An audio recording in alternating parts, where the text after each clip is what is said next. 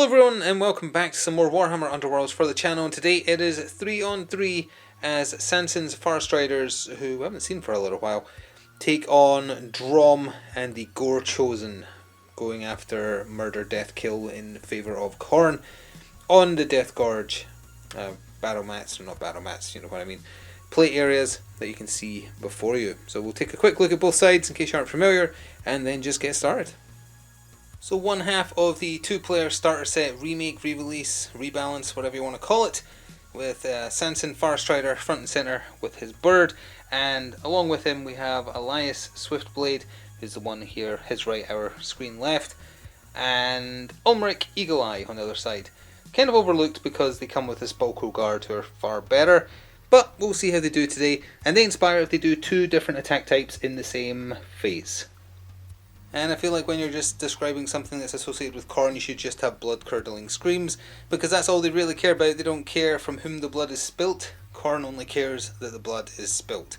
So we have Dromm, Wonder of Worlds, front and centre. To his right, screen left, we have the massive Gorehulk, and then the only small base on the table today, we have Skullgrinder Herix to his left, screen right. They get blood tithe counters for dealing damage or receiving damage during a turn, and they start the game with one blood tithe counter each. They can spend them or they can hold on to them, and if at any point, and it is just any point, they have three, they immediately inspire. So it's not a wait till end of phase or wait till next round, etc. They just instantly inspire as soon as that is met. This video is sponsored by Noble Knight Games. Check out the video description below for an affiliate link that will take you through to their store, and it will help me out as well. Thanks. And here we are with everything deployed and set up. We'll just flip over the objectives for camera in a second. I feel like it's going to be a quick one because it's just going to be a bloody war waged very quickly, and that's exactly what Khorne wants, so he doesn't care even if Dromm loses, but I guess we'll see how it plays out. So, the objectives. We have over here, we have objective 5, over here we have objective 2, up here is objective 3, and then we have objective 4, and all the way at the back there it is objective 1. I don't think either of them care about the value, maybe Farstriders do, it's been a while, but I don't think Dromm cares at all. They just want to get punched and punch back harder. And on that note, they are taking first activation as we go into round 1 of 3 and see how this plays out. Well, hopefully for Dromm and his Gorechosen, not a sign of things to come rather. The Gorehulk activated, did a charge action moving 2 hexes forwards to get adjacent to Samson, but also avoiding giving him supports counting successes by also being adjacent to Elias, however you pronounce it, Swiftblade. He rolls 2 dice, he is looking for swords, and he does a massive 3 damage if he gets it. But unfortunately for him, he rolled a double support and a hammer. If he'd opted to do the choking grip instead, that would have landed. But as it is, no defense roll required, not the most ideal of starts for them. Oh, and in the power step, the Gorechosen are playing nothing. However, Farstrider is playing Rangers Advance, which we can see right here. Choose up to 2 friendly fighters and push each of them 1 hex. So Elias and Ulmric have both been pushed forwards 1 hex from where they started. So first activation for the Farstriders was Swiftblade, who stayed precisely where they were and used that Boltstorm pistol. There's range 3, 3 dice needing swords, with stagger on a crit for a singular point of damage. Dromm was within range, so 3 dice rolled and 2 crits on that, so it did stagger, and although Dromm did get a success on his defense roll, even if it had been a crit, it still would have failed because 2 crits beats 1 crit, so, you know, it still got through for 1 mighty damage and a stagger. In the power phase, Farstriders did nothing, however, Blood Boil was done in retaliation by Dromm. It's a prayer. Choose 1 fighter within 2 hexes of Dromm, deal 1 damage to them. So Swiftblade got as good as they gave. That's 1 damage each. And also the second blood tithe counter on Dromm. Well, I did say this would be all about both sides just beating each other up. Second activation for the Gorechosen was Dromm, Wonder of Worlds. He has range 2 on that hitting stick of his, this long staff right there, so he stayed where he was and just smacked it into Swiftblade, insistent on trying to kill them. 2 dice needing hammers for 2 damage. He got 2 successes, one of which was a crit, so no defense against that, and 2 more damage, so that puts Swiftblade at 1 health remaining. That also, because it's a new activation, It is activation, yeah, after an activation. So that is the third Blood Tithe counter on Dromm. So he has inspired as well. Pardon me. But in the power phase, nothing from the Gorechosen. Warning cry is being shouted out by Swiftblade though to try and keep, or rather Farstrider to keep Swiftblade alive. Choose a friendly fighter, give the chosen fighter 1 guard token to give a reroll on defense, which they might need because I presume Herix is going to try and go for the kill, which means Swiftblade should probably activate next and try and do something. It's happening thick and fast and we're staying down here. Swiftblade activated, doing a charge action, moving on to objective 4 here, adjacent to Dromm, and swinging that saber. What's it called? It's Storm Saber. Range 1, 3 dice, looking for swords, and he managed to get 2 successes, one of which was a crit. That is after the reroll for the stagger. Dromm's doing well with his defense rolls. He rolled another success, but not enough to defend against that crit. So that was 2 more damage to him, giving him his 4th Blood Tithe counter and 3 health gone of his 5. He counts as a large lad on his inspire. I think he got +1 when he inspired. Either way though, that's Swiftblade done 2 different attacks with different names in the same action phase, so they've now inspired. So that gives them 2 defense dice needing shields. So that increases their chance of not immediately dying when Herix activates just now probably. No objectives scored though, they're just hitting each other. Well, despite best efforts, Swiftblade could not be saved as Herix activated 3rd of 4 actions in round 1 for the Gorechosen. Did a charge action adjacent to Dromm here, so supports count as successes. So that was 2 successes. He was rolling 2 dice looking for hammers to attack at point blank range. And even with that guard reroll, 2 dodges, which is sadly not what Swiftblade was looking for. If there were shields, would have been totally fine. Such as it is though, that is 2 damage. Yep, they only had 1 left. So that is straight up a kill. And that means not only 1 glory for the kill, but a 2nd glory for a brutal reckoning being scored. So that's the Gorechosen on the board. Score this immediately after a friendly fighter's attack action takes an enemy fighter out of action if that friendly fighter had 1 or more blood tithes or wound tokens. He's got a blood tithe token. Speaking of which, he has 2 now actually, because he dealt damage successfully, and one of those 2 glory we just spent is immediately being spent, or gained rather, and then spent on Retaliate on the Gore Hulk, which you can read there if you want. Farstrider activated for the Farstriders, and he went for the kill shot on Dromm because that would have evened everything up, getting 2 glory at least because he's a large character. Charging into the midst of the Gorechosen, meaning that supports and double supports would have counted in Dromm's defense roll if he was required to make one, but he wasn't, because Farstrider was rolling 2 dice looking for hammers and managed to whiff it good. And the final activation for the Gorechosen of Dromm for the first round of 3 was Dromm himself activating and taking a swing, and this is the 2nd time he's activated this turn, but Gore Hulk and Herix have charge tokens. But either way, he wanted to activate. Swung that big stick of his, point blank range, into Farstrider's head, and because he is surrounded by his friends, that is actually 3 successes. So he got a crit, 2 successes. Farstrider rolled a crit on his defense, but that means it then goes to other successes because the 2 crits cancel each other out. So Dromm got the hit through for 2 of his 4 health. Didn't score anything on it, but did make him hurt. And the final activation from the Farstriders for round 1 was Omric Eagle Eye, who did a charge action to again try and get that kill shot on Dromm. Close range with a shock hand axe. 2 dice, needing hammers for 2 damage. He got 1 success, but Dromm, he's on point with his defense rolls. He can't be beat, so a crit means no damage dealt. Although, that still does actually score them a card, even though he failed to get the kill. They got Stormforged Vanguard right there. Score this immediately after an activation step if each surviving friendly fighter has 1 or more move and or charge tokens and they're in enemy territory, which is true. And then that glory is being spent to give an overcharged bolt storm pistol to Omric Evil Eye. Eagle Eye. Either way, his gun is stronger now and has cleave. So the end of that really quick and just very violent round 1. There is some scoring in the end phase happening. The Farstriders are down 1. Dromm is very close to going down, and that cancels out a lot of his cards and objective cards if he does go, but he is just rolling like a boss on those defense rolls. Prime objective is scoring in the end phase for Farstriders. Score this in the end phase if a friendly fighter is holding the highest value objective in enemy territory. Farstrider himself is, so that is 1 glory. But Dromm's Gorechosen are scoring the Blood God's Due for 1 as well. Score this in the end phase if 3 or more fighters each have 1 or more wound counters or blood tithe counters. 3 of them have blood tithe counters, 2 people have wound counters on them, and 1's dead. So that does score for their third. So as we go into round 2, there's not much in it. It's 3 playing 2 in favour of the Gorechosen. It's just that the Farstriders are a man down. They really need to go first so that they can take Dromm out at the start of round 2, but we'll see after the roll.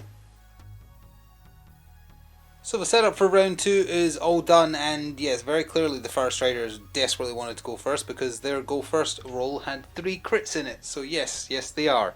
But we have some spending of glory at the end of the last round to quickly cover. Now, Etheric Step, I think that's how you pronounce that, is being put on Farstrider himself. It just means he has flying, so he can just go over people or go through people. And Paragon of Slaughter is being put on Dromm. That'll give him the chance when he activates, if he's still alive of course, to remove a blood tithe counter in order to start healing himself. So if he lives through one of them attempting to kill him just now, he's going to start healing, and then that's just going to be it for them probably. Well, we may yet still have a game as Ulmeric Eagle Eye activated, did it right that time, and immediately attacked at range 1 with that hand axe again, 2 dice needing hammers, only got 1 success.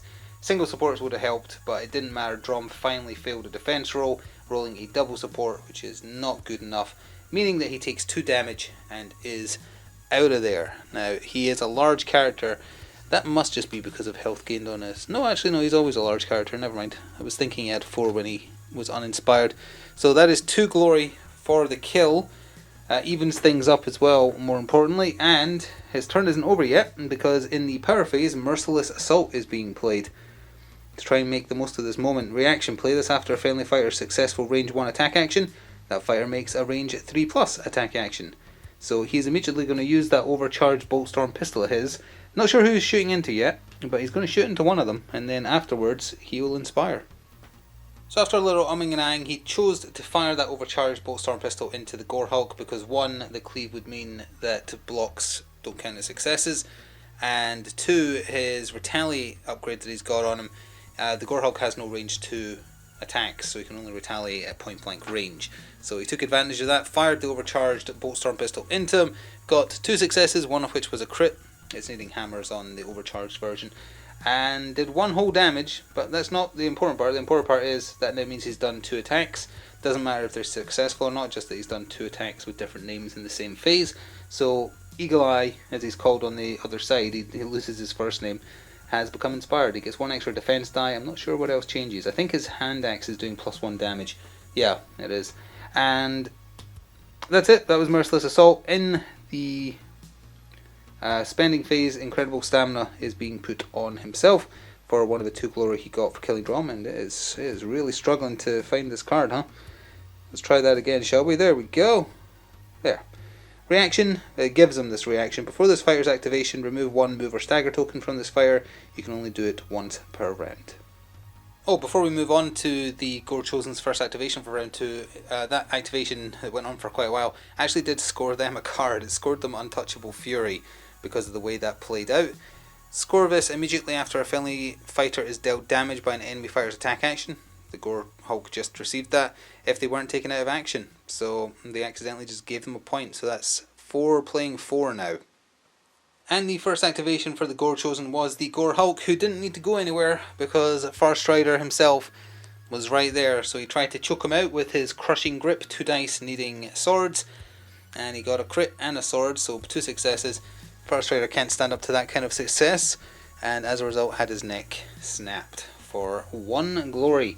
And now Eagle Eye is the only one left standing on the field for the Farstriders. That may make me remember his name. And 1 glory is being spent to give Bloody Worshipper to the Gorehulk, just to buff him up a bit more.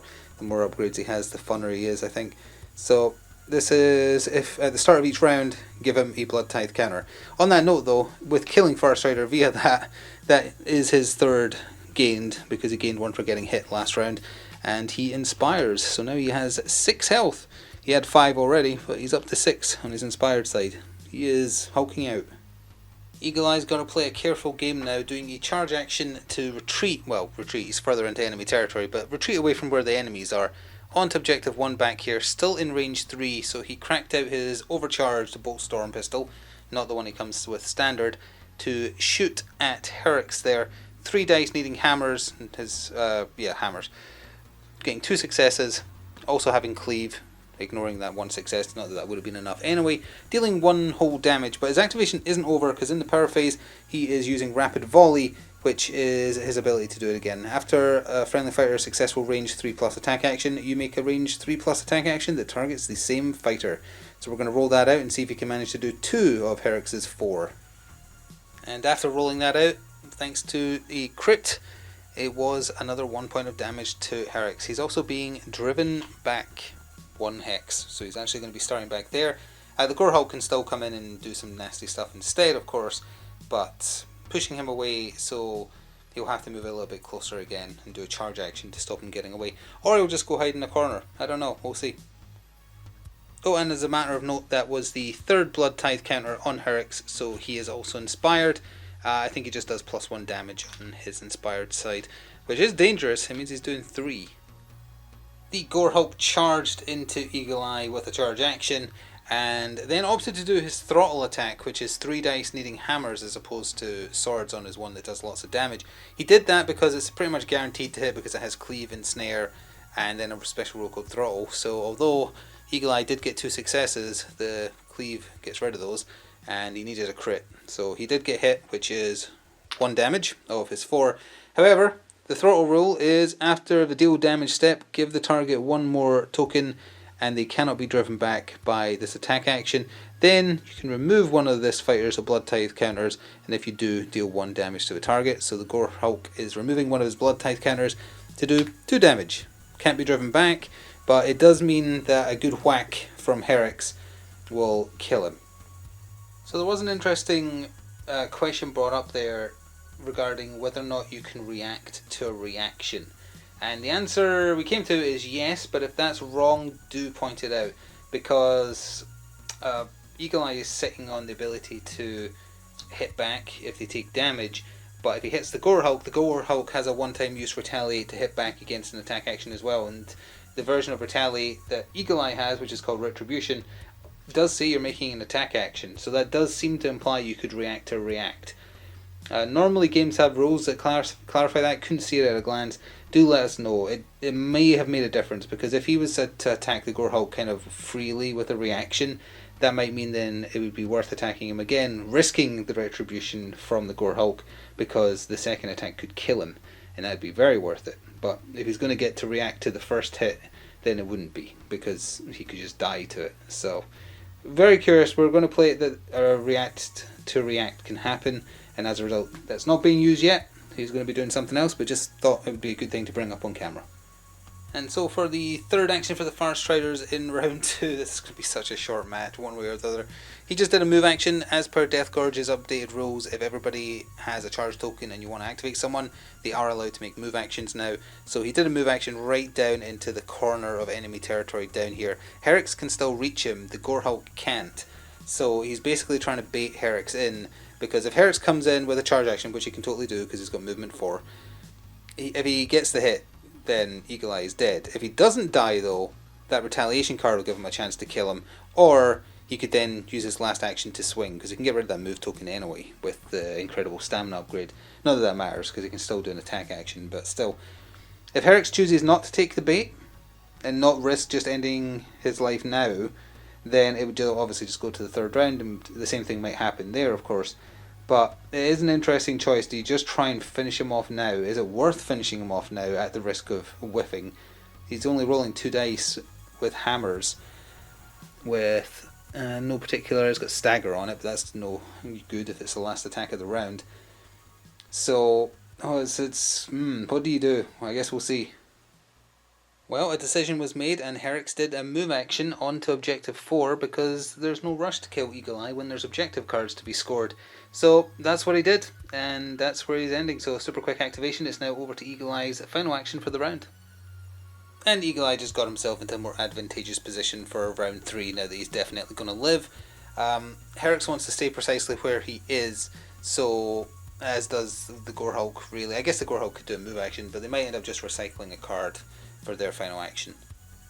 The Gorehulk couldn't do a movement action because Herrick's doesn't have a charge token, and he does.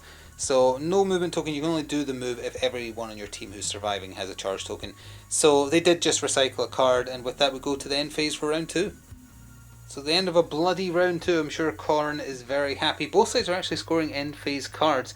Bolts of Vizier is scoring for Farstriders, well, Eagle Eye, he's the last one standing. So that is score this in the end phase if one or more enemy leaders are out of action. So 1 whole glory there, taking them to 5. The Gorechosen though, they are scoring Blood Claim for 1, which is, when it comes into focus, there we go. Score this in the end phase if one or more friendly fires each hold an objective within 1 hex of no man's land, which Herrick's is, and that's also related to Consecrated in Blood, which is worth 2. Score this in the end phase if no enemy fighters hold objectives and one or more friendly fighters hold an objective within 1 hex of no one's territory. So that double up there with Herrick's made it worth him moving there instead of trying to go for the kill, because that scored them 3, which takes them to 6, 7, 8. So as we go into round 3, 8 is playing 5, and Eagle Eye really wants to go first. We'll see though.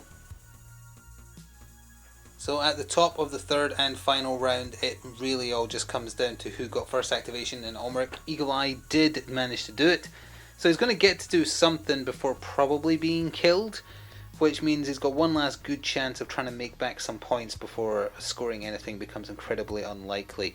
Going for the kill on Herrick's is the obvious choice, but trying to stay out of the threat radius of the Gorehulk would also be great, although he's got movement 4, so it's super unlikely. He's only got range 1 on his attacks though. There might be something to be able to fandangle here. It's going to take a lot of just like plotting out and looking at the cards drawn, but let's see if he can find the safe spot. But he can't attack at range though. Yeah, because the range would only do 1 damage. Herrick's has 2 health left. He has to get in there, and if he gets in there, the Gorehulk is definitely getting an attack in, and he could just do the choke and spend a blood tithe counter to get the easy 2 damage. I wonder if there's a third option. An out was found, but it all depended on the overcharged Bolt Storm pistol landing its hit. He got 1 success, he was looking for hammers. That is a success on Herrick's defense, but it has cleave, so it counts as nothing, meaning that 1 damage gets through. Now that doesn't kill him, but in the power phase, Raptor Strike was played. Choose an enemy fighter within 4 hexes of a friendly leader. Never mind, the out has not been found. Of course, Farstrider is the one with the bird. So, that unfortunately means he did not get the kill. He did do the damage, though. And then, in that case, he's going to push him away. And nothing is being played in the power phase by the Gorechosen, so that doesn't change. But he is playing a second card called Ceaseless Volley. It is not going to give him the full advantages because it only would apply during the next activation step. But he is choosing the first part. Choose a friendly fighter, push the chosen fighter 1 hex, plus 1 die to that fighter's range 3+ in the next activation step. So the second part won't apply because it's the Gorechosen going next. He is using that 1 movement to go back 1 because that means he's now out of the 4 hex radius that the Gorehulk can get him. So he found a way to live. Although now Herrick's can probably go 1, 2, 3, 4. Herrick's can get back next time if he's willing to risk the hit. The same situation that was in the last round has now happened again. If only that card, that would have been such a clever play. If only that card didn't require it to be the leader. I mean, I know the leader's dead, but surely the bird's still willing to help out his teammates.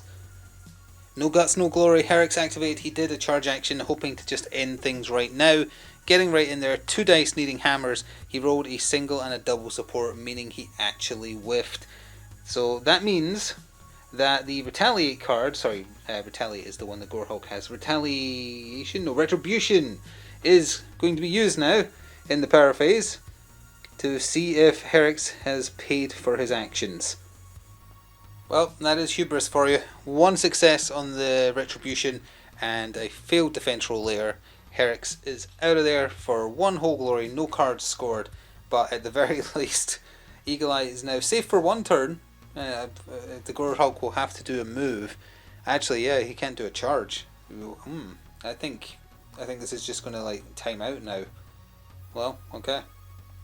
So we might just end up doing a few quick activations taking us to the final end phase because there isn't much either of them can do. Now, Eagle Eye activated, he moved far away.